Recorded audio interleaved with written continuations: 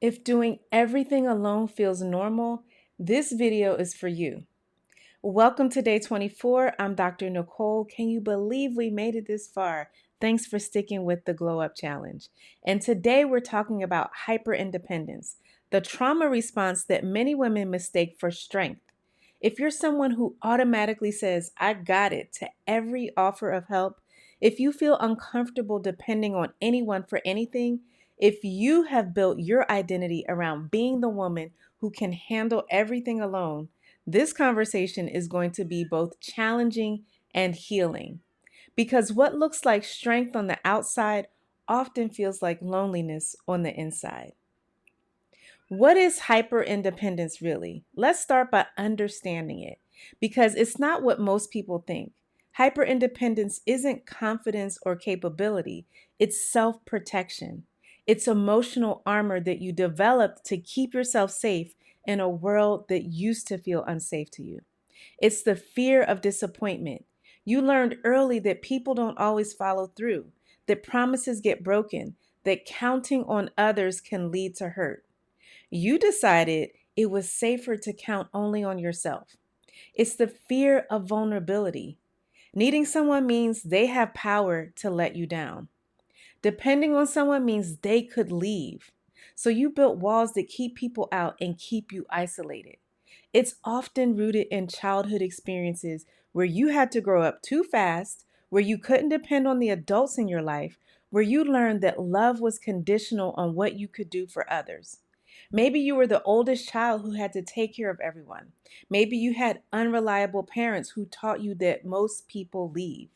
Maybe you were in relationships where vulnerability was used against you. So you developed this armor. I don't need anyone, you tell yourself. And it worked. It protected you from disappointment, from hurt, from the pain of unmet expectations. But here's what happens over time. The armor that once protected you starts to imprison you. The walls that kept pain out also keep love out. The independence that felt like strength starts to feel like isolation. You look strong to everyone else, but inside you feel exhausted from carrying everything alone. You feel disconnected from the people who want to love you. You feel like you're living behind glass. You can see connection, but you can't quite reach it. How does hyperindependence block femininity? This matters for your feminine energy. Femininity requires openness, emotional connection, receiving, and softness. Hyperindependence kills all four. In terms of openness, feminine energy is about being open to love, support, and connection. But when you're hyper independent, you're closed off. You don't let people in because letting people in feels dangerous. Emotional connection. Femininity thrives on emotional intimacy, on sharing your inner world with others. But hyper independence keeps you emotionally isolated. You don't share your struggles, your fears, your needs, because that feels just too vulnerable. Receiving. As we talked about yesterday, receiving is central to feminine energy. But when you're hyper independent, you can't receive anything, not help, not love, not support. You deflect everything because accepting anything feels like weakness. Now let's talk about softness.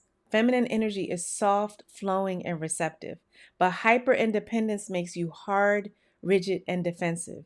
You can't be soft when you're constantly in protecting mode. This is why so many successful, capable women feel disconnected from their femininity.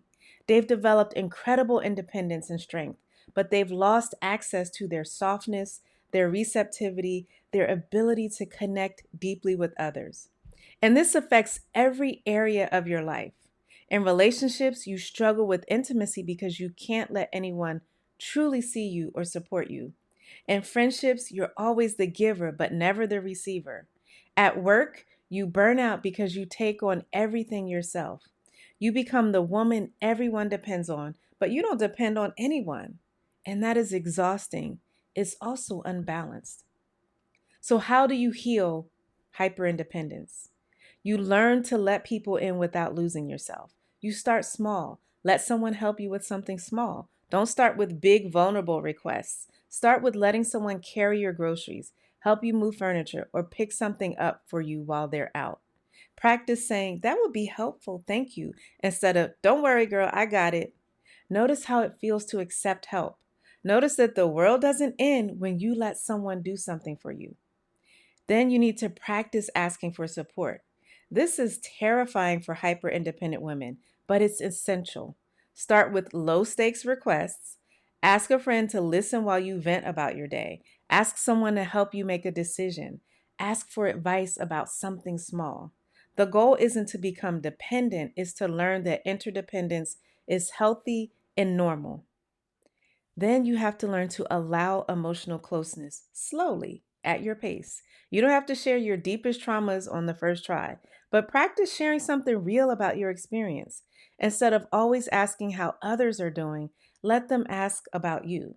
Instead of always being the strong one, let yourself be human. Replace "I got it" with "I would appreciate help." This is simple language, and it's a shift that creates a huge energetic shift.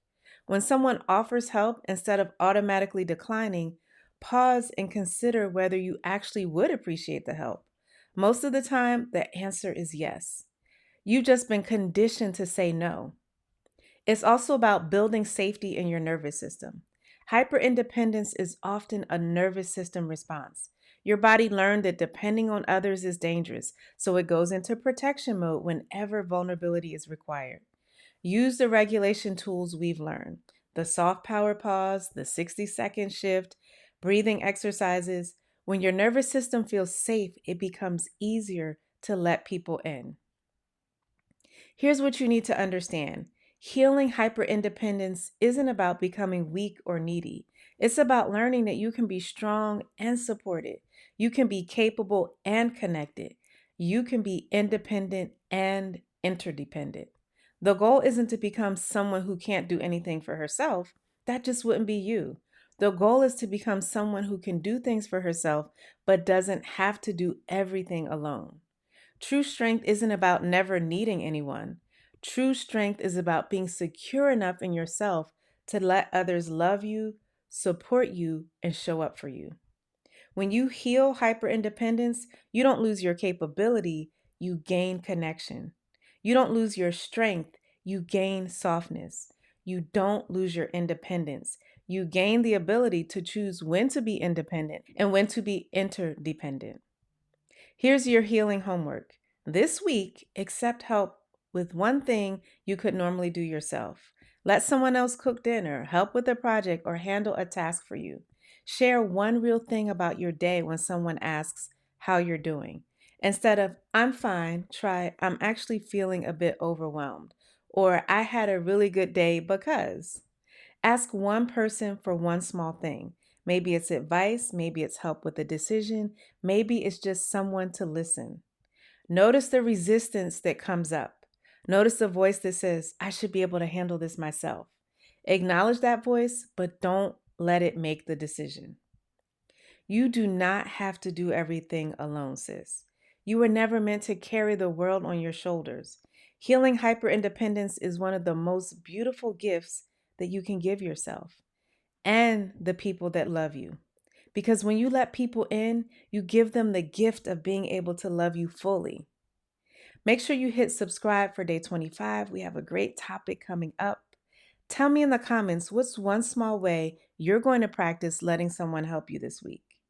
I'll see you tomorrow.